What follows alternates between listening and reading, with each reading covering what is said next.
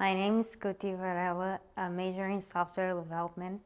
First, I wasn't coming to Franklin Cummings Tech, but due to life circumstances, I was figuring out what are my next steps. And when I was searching and came with, and one of my search came Franklin Cummings Tech, and seeing the curriculum and how we are taught at the school made me really wanted to investigate it more. And the more I investigated, I got support from admissions in the school, and that really made me come here.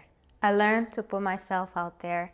They really incentivize you to network and meet new peoples and opportunities. That really made me excel in my 2 years that I have been here, and that's something I'll carry through my career and my future as well.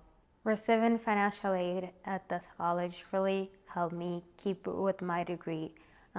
There were moments that I was struggling financially, and I thought that I couldn't continue my degree if I couldn't afford it.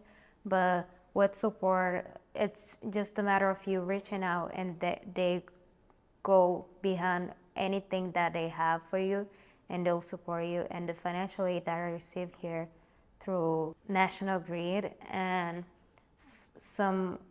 another scholarship from the school itself really helped me, and thanks to that, I'm here standing today.